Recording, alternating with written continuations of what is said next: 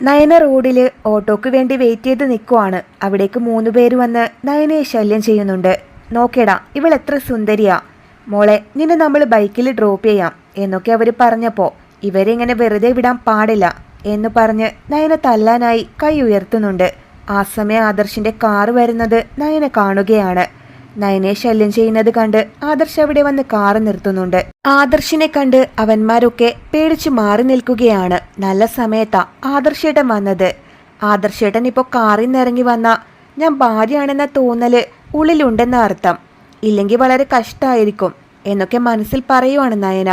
ആദർശാണെങ്കിൽ നയനയെ നോക്കി ഇവളെന്തിനാ ഇങ്ങനെ നിൽക്കുന്നേ, വന്ന് വണ്ടി കയറിക്കൂടെ, മഹാറാണിയെ പോയി ഞാൻ വിളിച്ചാലേ ഇവൾ കയറൂ എന്നൊക്കെ ആലോചിക്കുകയാണ്. അതേസമയം ആദർശ് കാറിൽ നിന്നിറങ്ങി വരാത്തോണ്ട് ഗുണ്ടകൾ വീണ്ടും ചെന്ന് നയനയെ ശല്യം ചെയ്യുന്നുണ്ട്.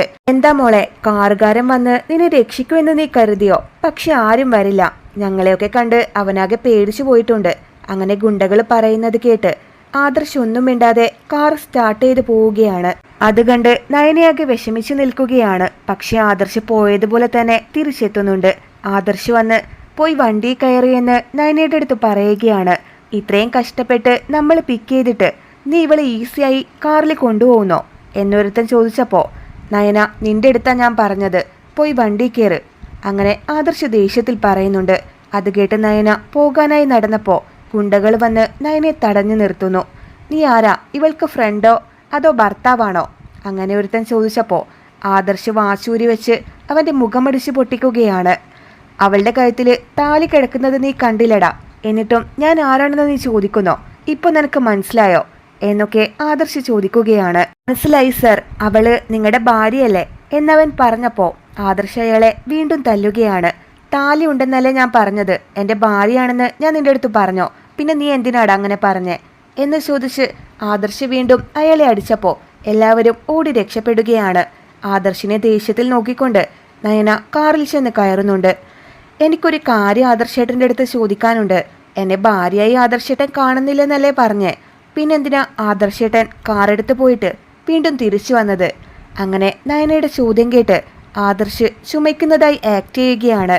ഇത് ആദർശേട്ടാ, വെള്ളം കുടിക്കുകയെന്ന് പറഞ്ഞ് നയന എടുത്തു കൊടുത്തപ്പോൾ ആദർശ് വെള്ളം വാങ്ങി കുടിക്കുവാണ്. കുടിച്ചു കഴിഞ്ഞിട്ട് മറുപടി പറഞ്ഞാൽ മതി, എന്തിനാ തിരിച്ചു വന്നേന്ന്. അവന്മാര് എന്നെ ശല്യം ചെയ്തപ്പോൾ ആദർശേട്ടന് നല്ല ദേഷ്യം വന്നല്ലേ എന്നൊക്കെ പറയുകയാണ് നയന. അത് കേട്ട് ആദർശ് മൊബൈലെടുത്ത് സ്വയം സംസാരിക്കുകയാണ്. ഞാൻ നല്ല ദേഷ്യത്തിലിരിക്കുവാ, ഒന്ന് വായടച്ച് മിണ്ടാതിരുന്നോണം, ഇല്ലെങ്കിലുണ്ടല്ലോ. അങ്ങനെയൊക്കെ ആദർശ് പറഞ്ഞത് കേട്ട് നയന ചിരിച്ചുകൊണ്ട് നിൽക്കുവാണ്. ആദർശേട്ടൻ്റെ മനസ്സിൽ എന്നോട് ഒരുപാട് ഇഷ്ടമുണ്ട്, പക്ഷെ ആ ഇഷ്ടം പുറത്ത് കാണിക്കാതെ ആള് ഗൗരവം കാണിക്കുന്നതാ. ഇതൊക്കെ എത്ര നാളത്തേക്കുണ്ടെന്ന് നമുക്ക് കാണാം. അങ്ങനെയൊക്കെ മനസ്സിൽ നയന പറയുന്നുണ്ട്. ദേവയാനിയാണെങ്കിൽ നയന വീട്ടിൽ തിരിച്ചെത്തിയ ഈ വീട്ടിൽ ആരും തന്നെ അവളോട് ഒരു അക്ഷരം പോലും മിണ്ടാൻ പാടില്ലെന്ന് ആജ്ഞാപിച്ചിരിക്കുകയാണ്. അത് കേട്ട് ജലജ വന്ന് ഞങ്ങളൊന്നും മിണ്ടുന്നില്ല, പക്ഷെ ആദർശ് അവളോട് സംസാരിച്ചാലോ എന്നൊക്കെ ചോദിക്കുന്നുണ്ട്. എൻ്റെ മകനെ അവളെ ഒന്ന് നോക്കുക പോലുമില്ല, പിന്നലെ സംസാരിക്കുന്നേ. അവൻ്റെ ശരീരത്തിൽ ഓടുന്നത് ഈ ദേവയാനിയുടെ രക്താണ്. അങ്ങനെയൊക്കെ ദേവയാനി പറയുന്ന സമയത്ത് ആദർശ് നയനയും കൂട്ടി കാറിൽ വന്നിറങ്ങുവാണ്.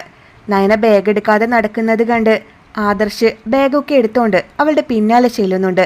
അത് കണ്ട് ദേവയാനി എല്ലാവരുടെ മുന്നിലും ആകെ തലകുനിച്ച് നിൽക്കുകയാണ്.